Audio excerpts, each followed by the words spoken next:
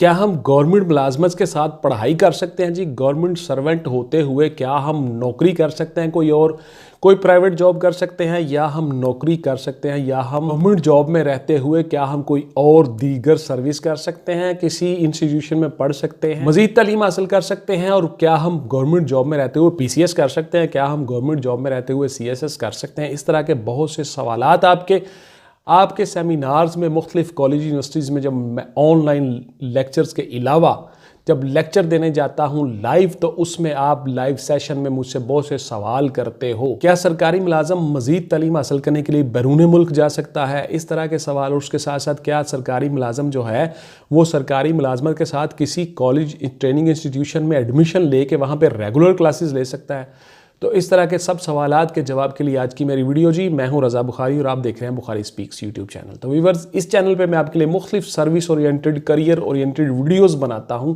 जिसमें मैं आपको बताता हूं कि आप किस तरह से अपने करियर में कामयाबी के साथ अपनी जॉब्स हासिल कर सकते हो, और उन जॉब्स में मुख्तलिफ मराहिल से आप कैसे गुजर सकते हो। रिटन टेस्ट है, फिजिकल है, वाइवा है, इंटरव्यू है, साइकोलॉजिकल असेसमेंट टेस्ट है, वगैरह वगैरह। उन सब मराहिल में से आप कैसे आसानी के साथ गुजर के वो जॉब हासिल कर सकते हो और अपना और अपने ख़ानदान की कफ़ालत का ज़रिया बन सकते हो। बहुत से बच्चे मुझसे तैयारी करते हैं जी, ऑनलाइन क्लासेस भी मैं लेता हूं, अब बच्चों को गाइड करता हूं, कोच करता हूं, और वो बच्चे कामयाबी के साथ सर्विसेज का आगाज़ कर रहे हैं, ले रहे हैं, और कुछ बड़े बड़े अच्छे अहम ओहदों पे बैठे हुए हैं। इसी तरह से अगर आपको ऑनलाइन क्लासेस लेनी हो तो आप मुझे व्हाट्सएप कर सकते हैं, और व्हाट्सएप पे सिर्फ और सिर्फ एक ही मैसेज आना चाहिए कि सर मैं ऑनलाइन क्लासेस लेना चाहता हूं और मुझे फ़ी शेड्यूल भिजवा दें। उसके अलावा कोई जवाब नहीं दिया जाता, आपको कुछ नहीं बताया जाता, बिकॉज इतना टाइम नहीं होता। मैं आपको अपनी तमाम वीडियोस में बता चुका हूं कि मैं एक वकील भी हूं, मेरा चैम्बर चल रहा होता है, मुख्तलिफ केसेस लगे होते हैं, सिविल के, क्रिमिनल के, लिटिगेशन के मुख्तलिफ केस चल रहे होते हैं। अगर आपका कोई भी इस तरह का इशू हो, आप मुझसे को मशवरा लेना चाहें, कुछ भी करना चाहें, तो मशवरा फ़ी आप पे करके हर चीज़ मुझसे पूछ सकते हो, ले सकते हो। थैंक यू वेरी मच जी। आता हूँ मौजू की तरफ। तो क्या हम गवर्नमेंट जॉब के साथ पढ़ाई कर सकते हैं? बिल्कुल जी। आप गवर्नमेंट जॉब के साथ पढ़ाई रेगुलर क्लासेस में नहीं ले सकते, नहीं कर सकते। किसी कॉलेज में, किसी यूनिवर्सिटी में, किसी ट्रेनिंग इंस्टीट्यूशन में दाखिला नहीं ले सकते। आप प्राइवेट तौर पे अपनी पढ़ाई जारी रख सकते हैं, गवर्नमेंट को उसमें एतराज़ नहीं होता, क्योंकि गवर्नमेंट ने आपको एम्प्लॉय किया है अपने कामों के लिए, ऑफिशियल वर्क के लिए। आपको बाकायदा जॉब दे के उसके बाद फिर रेगुलर क्लासेस लेने के लिए अकेडमीज़ में या आपको फिर कॉलेजेस में, यूनिवर्सिटीज़ में नहीं भेजा जा सकता। तो आप ऐसा नहीं कर सकते जी। तो उसमें फिर ये है कि क्या हम सरकारी मुलाजमत के साथ साथ कोई प्राइवेट जॉब कर सकते हैं? बिल्कुल नहीं कर सकते जी। आप प्राइवेट जॉब सरकारी मुलाजमत के साथ, उसमें आपके लिए रिस्ट्रिक्शन है, पाबंदियां हैं। आप गवर्नमेंट के ऑफिशियल हैं, आप गवर्नमेंट की जॉब ही कर रहे हैं, उसी की जॉब डिस्क्रिप्शन के ऊपर आप काम करेंगे, उसी के ऊपर आप एक्ट करेंगे, उन्हीं हदूदों क़यूद के अंदर आप रहेंगे जिन एक्ट और ऑर्डिनेंस के तहत वो दायरा बना हुआ है। और उसमें जो आपकी जॉब डिस्क्रिप्शन क्लियर है, जिसको आपने एक्सेप्ट किया हुआ है, जिसको आपने ऑफर लेटर के ऊपर साइन किए हुए हैं, आप उसी के अंदर रहेंगे। आप कोई प्राइवेट जॉब नहीं कर सकते। उसके बाद जी आपका सवाल होता है कि क्या हम अपना कारोबार कर सकते हैं जी, बिजनेस कर सकते हैं पर्सनल गवर्नमेंट ऑफिशियल्स होने के साथ साथ? बिल्कुल नहीं जी। आप गवर्नमेंट जॉब में रहते हुए, गवर्नमेंट ऑफिशियल होते हुए कोई प्राइवेट बिजनेस, अपना ज़ाती बिजनेस नहीं कर सकते। कोई शॉप नहीं बना सकते, कोई स्टोर नहीं बना सकते, आप कुछ नहीं कर सकते। यानी प्राइवेट जॉब या प्राइवेट बिजनेस आप बिल्कुल नहीं कर सकते गवर्नमेंट जॉब में रहते हुए। आप बहुत से ऐसे सवाल करते थे, तो इसलिए मेरी आज की वीडियो आ रही है। इसमें आप चीज़ें गौर से सुन लें, स्किप मत कीजिएगा, एक एक जुमले को गौर से देख लीजिएगा कि आप क्या कर सकते हैं और क्या नहीं कर सकते। क्या हम सरकारी नौकरी में रहते हुए मजीद तालीम हासिल करके प्राइवेट तौर पर, अपने तौर पर, क्या हम PCS कर सकते हैं?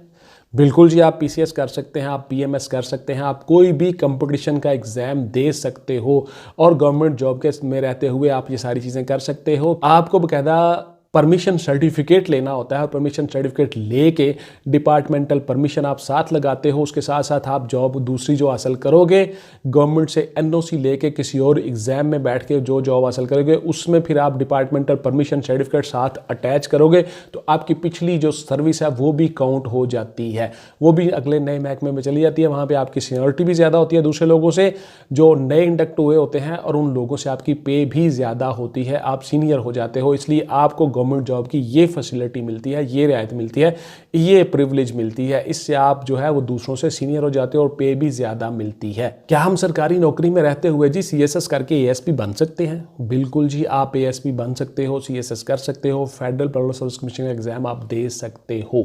इसमें कोई ऐसी रिस्ट्रिक्शन नहीं है, कोई पाबंदी नहीं है, आप ये कर सकते हो। और उसके साथ साथ जब आप डिपार्टमेंटल परमिशन सर्टिफिकेट लेके उसको साथ अटैच करके डॉक्यूमेंट्स के आपने अप्लाई किया होगा तो आपकी पिछली सर्विस भी काउंट हो जाएगी और आप सीनियर भी हो जाओगे। बिल्कुल आप कर सकते हो जी, इसमें कोई कोई एम्बिग्विटी नहीं है, आपको अलाउ किया जाता है और ये फंडामेंटल राइट है आपका कि आप ये कर सकते हो। क्या हम सरकारी मुलाजम रहते हुए अपनी तालीम हासिल करने के लिए बैरून मुल्क जा सकते हैं? आप बिल्कुल नहीं जा सकते जी।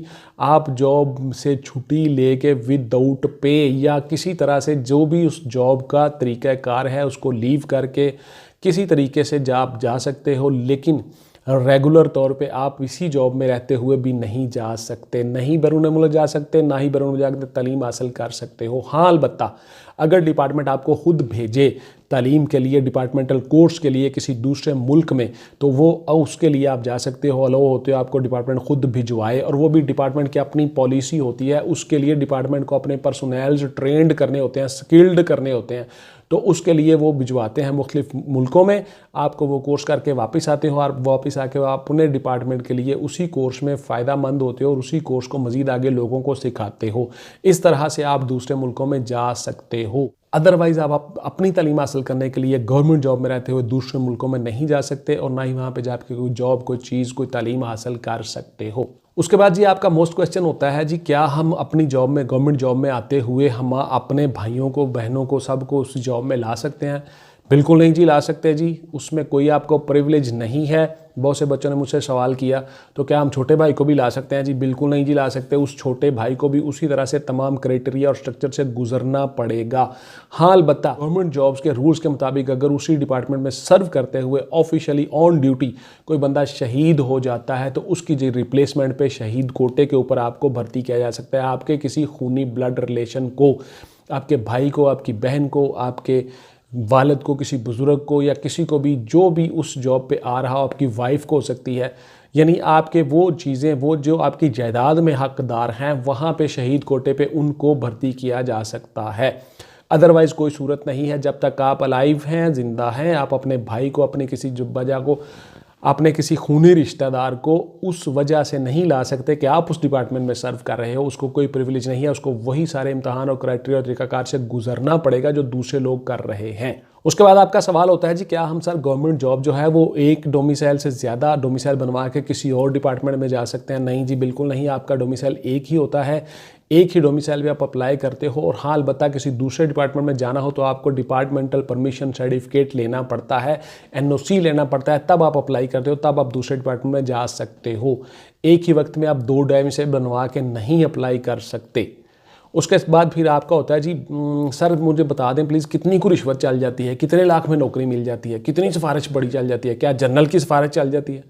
तो ये मैं आपको बारहा बता चुका हूँ, सख्त अल्फाज इस्तेमाल करता हूँ, बकवास है जी। कोई रिश्वत नहीं, कोई सिफारिश नहीं चलती। हमेशा काम मेरिट पे होता है और मेरिट पे ही आपको नौकरियाँ दी जाती हैं, मुलाजमत दी जाती हैं।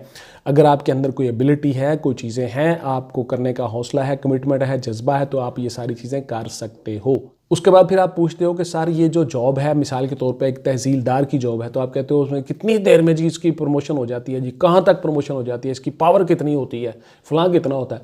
तो बेटा हर डिपार्टमेंट के अपने रूल्स होते हैं, रेगुलेशंस होते हैं, SOPs होती हैं। उन्हीं रूल्स, रेगुलेशन और SOPs के मुताबिक उसकी प्रमोशन होती है, उसकी सर्विस स्ट्रक्चर होती है, उसी सर्विस स्ट्रक्चर के मुताबिक उसकी पे डिफाइन होती है और वो एक सेट पैटर्न, एक क्राइटेरिया के मुताबिक प्रमोट भी होते हैं वैकेंसी के हिसाब से, और उसी तरह से उनकी सैलरी भी बढ़ती रहती है। तो ये डिपार्टमेंटल के इंटरनल इश्यूज होते हैं। अभी आपने कुछ नहीं किया, ना कोई तैयारी की है, ना किसी एकेडमी में गए, ना किसी टीचर के पास गए, आप बहुत दूर की बातें सोचना शुरू कर देते हो। सर इसको पेंशन कितनी मिलती है? ओ भाई अभी आप तो भर्ती नहीं हुए तो पेंशन कहाँ से आ गई?